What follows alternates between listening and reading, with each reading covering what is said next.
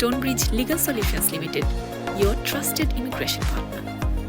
আমাদের শিক্ষা ব্যবস্থার যে দৈন্যতা, আমাদের আ উম আ যতটা না বেশি আমরা সনদ আ পাবার জন্য পড়ছি, ততটা কি আমরা আসলে এই সনদ বা এই বিভাগে পড়াশোনা করে আমি চাকরির বাজারে ঢুকতে পারবো কিনা, এটি হোক আ দেশে কিংবা আন্তর্জাতিক ক্ষেত্রে।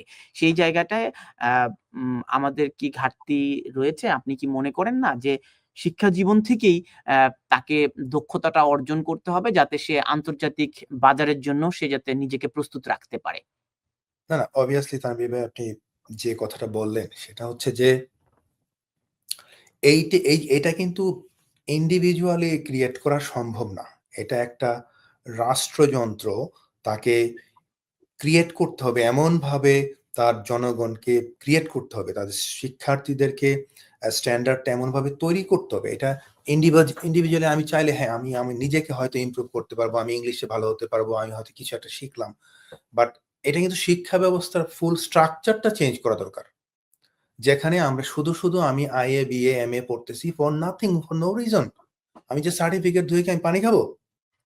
আমাকে এন্ড অফ দ্য ডে আমাকে কি করতে হবে? আমাকে চিন্তা করতে হবে যে আমি একটা টেকনিশিয়ান হচ্ছি, আমি স্পেসিফিক এই জবটা পাওয়ার জন্য।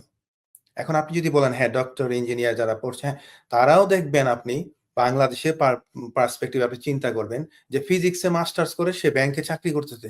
By for what? তুমি ফিজিক্সের যে পড়াশোনা করলা, তুমি ব্যাংকে চাকরি করতেছো, মানে তুমি কি এখান থেকে অ্যাচিভ করবা? তুমি কেন লেখাপড়া করলা? এটা তো কাজে লাগছে না। Stonebridge Legal Solutions Limited, your trusted immigration partner.